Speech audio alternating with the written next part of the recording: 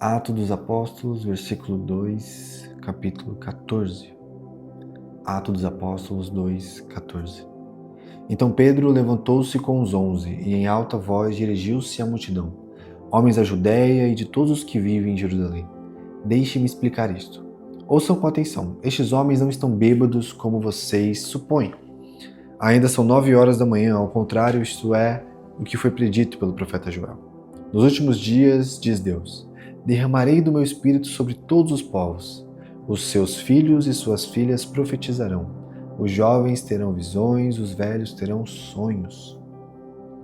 Sobre os meus servos e as minhas servas derramarei o meu espírito naqueles dias, e eles profetizarão. Mostrarei maravilhas em cima no céu e sinais embaixo na terra, fogo e nuvens de fumaça. Sabe, algo muito interessante aqui é que nós muitas vezes menosprezamos os sinais do céu. Nós não olhamos muito para a astrologia, no sentido de ver os planetas, entender os planetas ou as estrelas. Mas quando nós vamos às profecias, nós podemos ver isso em pontos mais escatológicos. Muitos sinais dos céus, ou seja, as estrelas e os planetas, se alinham com tempos. Por exemplo, Jesus, quando ele nasce, ele está alinhado com um sistema astrológico de uma estrela específica num ponto específico, explicando aqui de forma bem simples. Então, muitas vezes estudar a astrologia é também estudar a Bíblia. Na verdade, Paulo vem dizer mais para frente que, observando as coisas da natureza, nós conhecemos mais a Deus, né? Então, graças a Deus, nós temos Cristo, que é a nossa interpretação hermenêutica para tudo, que nos deu as Escrituras, né? Por intermédio de Cristo, nós conseguimos as Escrituras. Então, com a base em Cristo, nós podemos olhar para a astronomia e não muitas vezes nos perder em outros deuses, em outras coisas, mas em ver os sinais através dos astros, dos planetas, das estrelas, dos tempos, dos terremotos, tudo, né? Nós podemos observar essas coisas, né? O próprio Cristo disse, para observarmos, os profetas já falavam e Cristo disse, para observarmos, é bem importante isso. O sol se tornará em trevas e a lua em sangue, antes que venha o grande e glorioso dia do Senhor. E todo aquele que invocar o nome do Senhor será salvo. Israelitas, ouçam essas palavras. Jesus de Nazaré foi aprovado por Deus diante de vocês por meio de milagres, maravilhas e sinais que Deus fez entre vocês por intermédio dele, como vocês mesmos sabem. Este homem foi entregue por propósito determinado e pré-conhecimento de Deus. E vocês, com a ajuda de homens perversos, o mataram. Pregaram numa cruz. Mas Deus o ressuscitou entre os mortos, rompendo os laços da morte, porque era impossível que a morte o retivesse. A respeito dele, disse Davi, eu sempre via o Senhor diante de mim, porque ele está à minha direita. Não serei abalado, por isso meu coração está alegre e a minha língua exalta. Minha língua o exalta. O meu corpo também repousará em esperança, porque tu não me abandonarás no sepulcro. Não permitirás que o seu santo sofra decomposição. Tu me fizeste conhecer os caminhos da vida e me encherás de alegria na tua presença. Irmãos, posso dizer com franqueza que o patriarca Davi morreu e foi sepultado, e o seu túmulo está entre nós até o dia de hoje. Mas ele era profeta e sabia que Deus lhe prometera sob juramento que poria um dos seus descendentes do trono.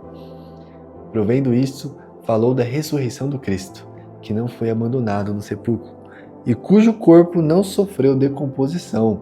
Deus ressuscitou este Jesus, e todos nós somos testemunhas deste fato. Exaltado à direita de Deus, ele recebeu do Pai e do Espírito Santo prometido e derramou o que vocês agora veem e ouvem. Pois Davi não subiu aos céus, mas ele mesmo declarou, o Senhor disse ao meu Senhor, senta-te à minha direita, até que eu ponha os teus inimigos como estrado para os teus pés.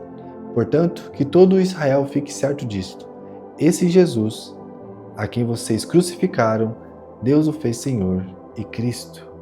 Quando ouviram isso, ficaram aflitos em seu coração e perguntaram a Pedro, e os outros apóstolos?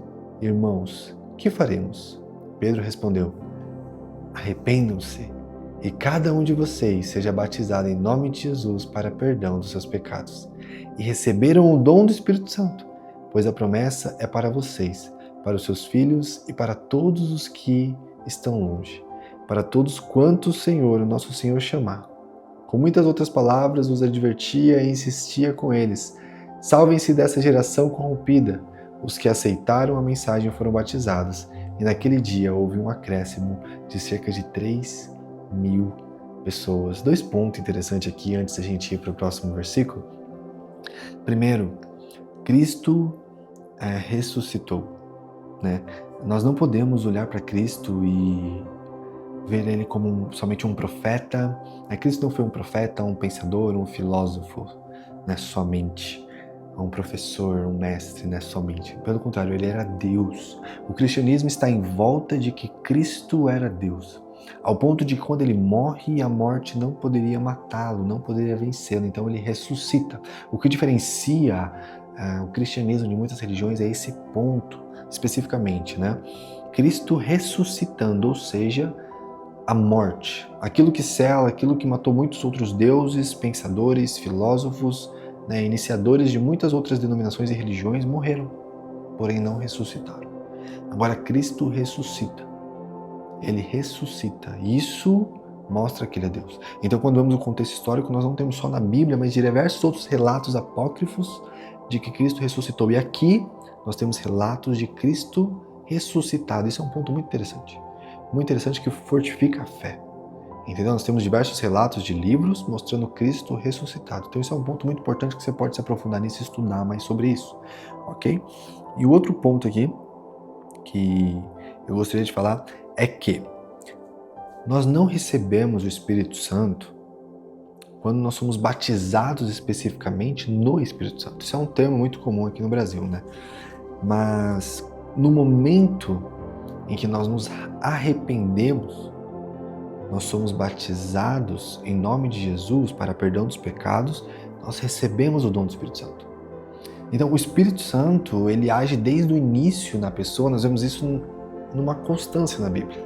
O Espírito Santo age na pessoa no processo de conversão, ele vai convencendo o homem do pecado, até o momento que ele se converte, se batiza, e aí ele recebe o dom do Espírito Santo, certo? Mas o Espírito Santo já vem agindo na vida da pessoa, porque a pessoa por si só não pode, não tem forças, ela está morta, ela não pode por si só se converter. Ela precisa de uma ação divina, né? C.S. Lewis, ele tem uma frase que fala que ninguém acha Deus, ninguém para e fala, olha, eu achei Deus. Pelo contrário, a Bíblia vem dizer que a pessoa está morta em seus pecados e ela é escrava do seu pecado. Uma pessoa morta em seu pecado, ela não tem poder sobre o seu Senhor. O seu Senhor é a morte, não tem o poder sobre a morte. Uma pessoa escrava do pecado, ela não tem poder sobre o seu Senhor. E o Senhor do escravo, ele é escravo, ele não tem poder sobre o seu Senhor.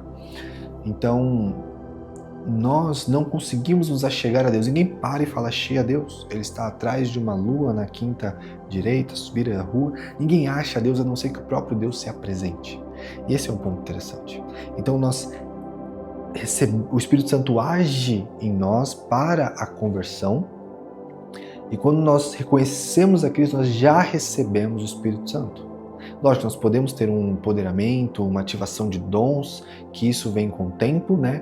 Com discernimento, propósito, fé, muitas coisas para se elaborar, mas nós já recebemos o Espírito Santo. Então você, por mais que talvez você nunca tocou em alguém e orou por cura, você nunca talvez falou em línguas, você nunca fez algo que você considere que somente com o Espírito Santo você faz isso, eu já digo, você já é batizado com o Espírito, porque você foi convencido do pecado, está sendo convencido do pecado. Isso é o Espírito Santo agindo em você. Então o dom do Espírito já está em você.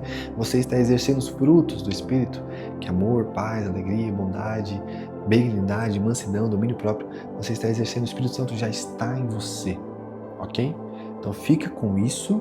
E agora é lógico, ore para que Ele te dê os dons de línguas, ore para que Ele te dê o dom de discernimento de Espírito, ore para que o Espírito te dê o dom de cura, ore por isso. E também acompanhe, né? A fé necessita de demanda. Não que necessita, mas no sentido de que o milagre, ele necessita de demanda. Como assim? Você vai e ora e o milagre acontece, entendeu? Então muitas vezes, eu nunca vi o milagre acontecer porque talvez você nunca orou, tá bom? Mas comece a demandar, vai e pregue o evangelho, vai e ore por cura para as pessoas, ore por alegria pelas pessoas, né? Pregue, leia a Bíblia para pessoas e veja o Espírito Santo agindo através de você, ok? Esse canal tem a ideia de ser somente em 10 minutos. Acabamos em Atos 2.